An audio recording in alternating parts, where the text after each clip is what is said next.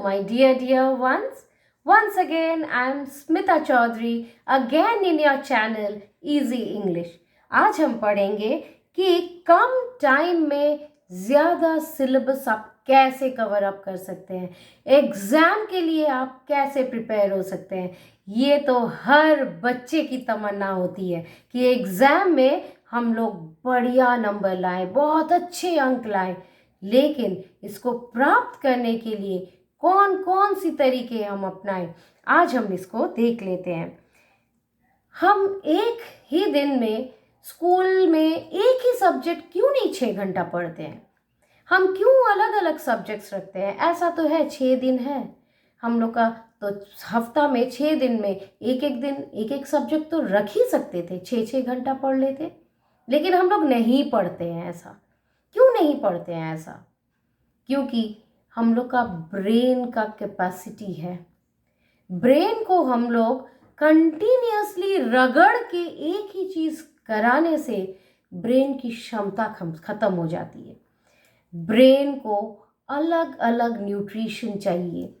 कभी कभी टीवी देखना भी ज़रूरी होता है, कभी कभी मोबाइल पे आपका गेम खेलना भी ज़रूरी थोड़े देर के लिए होता है। आप लोग जो कंटिन्यूस पढ़ रहे हैं, तो इस कम समय में उस हिसाब से कैसे पढ़े कि हम सफलता को प्राप्त करें। Rotation of subject, first and foremost thing, rotation of subject.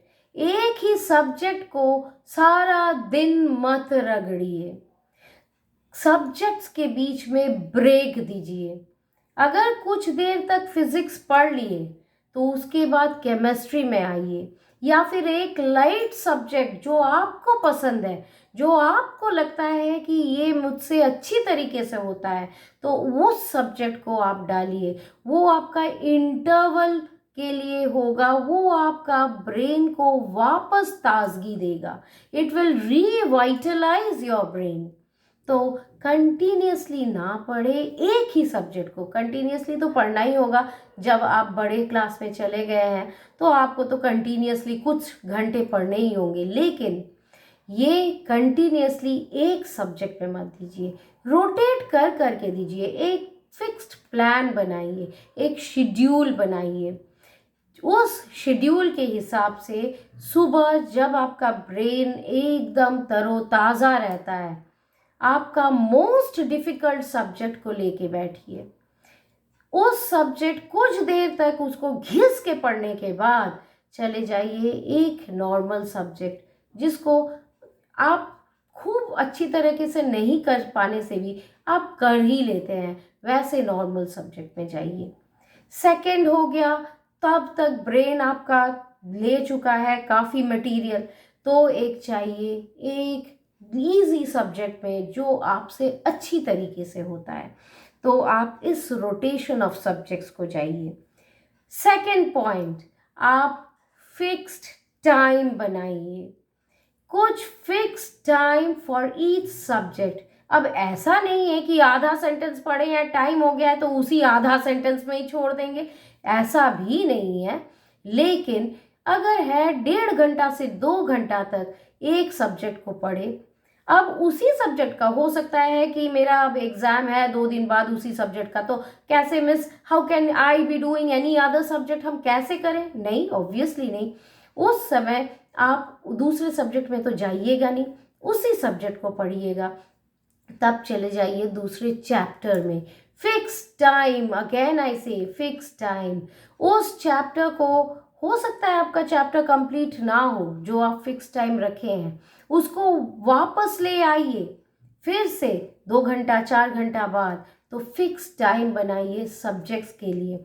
जब आपका एग्ज़ाम एकदम पास नहीं है तब तो सब्जेक्ट्स को ही चेंज कीजिए।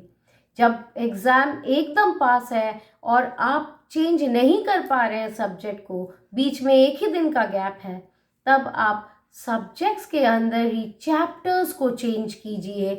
कुछ घंटे बाद फिक्स टाइम बनाइए। Revision and revision, revision and revision बहुत ज़रूरी है। फिर से देखिए, फिर से पढ़े। आप जितने बार पढ़िएगा उतने बार ये और क्लियर होते जाएगा। ये बहुत ज़रूरी है कि आप रिवाइज करें।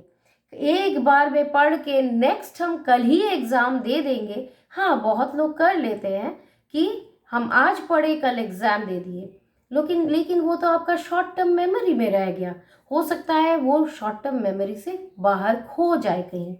लेकिन अगर आप 2 बार 3 बार 4 बार एक चैप्टर को पढ़ रहे हैं, जितना भी डल ब्रेन हो, जितना भी ना समझ आए, लेकिन 4 बार पढ़ने के बाद ऑब्वियसली वो रिटेन हो जाता है लॉन्ग टर्म मेमोरी में, वो रह जाएगा आपके दिमाग में। ये बहुत ज़रूरी है। जब लिखते हैं, ये हमारे पूर्वज भी हमें बोलते आए हैं और हम लोग खुद भी देखे हैं कि एक चीज़ को 10 बार पढ़े 20 बार पढ़े फिर भी कुछ कुछ भूल ही जाते हैं। ये तो ह्यूमन टेंडेंसी है, ये तो ब्रेन है, छोटा सा ब्रेन है, कितना रटेंगे।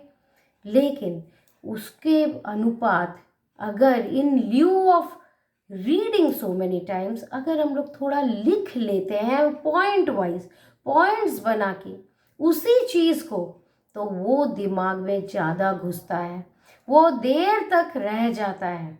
और आज तो आ गया है वीडियोस। आपका वीडियोस आप जो देखते हैं स्क्रीन पे, शायद वो दिमाग में और ज़्यादा देर तक रिटेन हो जाता है।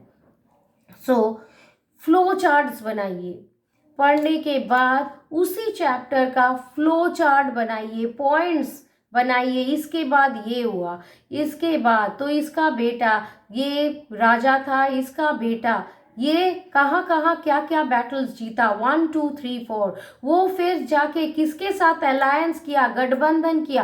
एक फ्लो चार्ट बनाइए, वो हर सब्जेक्ट का हो सकता है, इंग्लिश का भी हो सकता है। एक स्टोरी है तो स्टोरी में एक के बाद एक क्या हुआ है उसको लिखिए, वो पॉइंट्स को लिखिए। तो वो आपका फ्लो चार्ट से ये स्टोरी के बाद ये हुआ, इसके बाद ये यहाँ गया, उसके बाद ये दोनों से मिला। So if you are writing it in a serial proper flow chart, वो दिमाग में ज़्यादा देर रह जाएगा। फ्लो चार्ट बना के पढ़िए। एंड किसी को अगर पढ़ा सके तो पढ़ा दीजिए, क्योंकि आप जितना पढ़ाइएगा किसी को, आपका ब्रेन में उतना क्लैरिटी आएगा, वो चैप्टर आप ही के दिमाग में ज़्यादा क्लियर होगा। इसीलिए टिचर्स ओवर द इयर्स, पहले 1 साल शायद अच्छा से ना पढ़ाए, लेकिन एक ही चीज़ को 5 साल 10 साल पढ़ाते पढ़ाते वो उन लोग का फिंगर टिप्स पे आ जाता है। तो वही आप कीजिए, आप किसी को पकड़ के पढ़ा दीजिए, तो आपका फ्लो बेटर होगा, आपका अंडरस्टैंडिंग बेटर होगा। कहीं जहां आप रुक रहे हैं, फिर से और एक बार उसको उस समय ही समझाते समय बुक देख लीजिए, रेफर कर लीजिए, दिमाग में बैठ जाएगा। समझाना is best way to learn. Okay. और एक चीज़, खाली पढ़ने से भी नहीं होता है। Proper diet and proper sleep is very important. पढ़ना सोना भी उतना ही ज़रूरी है, ब्रेन का रेस्ट भी उतना ही ज़रूरी है। तब वो फ्रेश मटेरियल को लेने के लिए ब्रेन तैयार होता है। इसीलिए आप अच्छे से पढ़िए, अच्छे से सोइए, अच्छा खाना खाइए, मस्तिष्क को, पेट को आप पीस दीजिए। ऐसा ना हो कि आप खा लिए इतना और खा लिए ऐसा स्टफ जो आपको एसिडिटी कर रहा है, आप पढ़ नहीं पा रहे हैं, आपके शरीर में तकलीफ होने लगता है। तो ये खाना आप सहज, जो अच्छी तरीके से आप डाइजेस्ट कर सके वैसे खाना खाइए। एंड सोइए, have enough sleep so that you can retain whatever you are studying next. So all the best children for your board exams. Thank you and do well in your exams.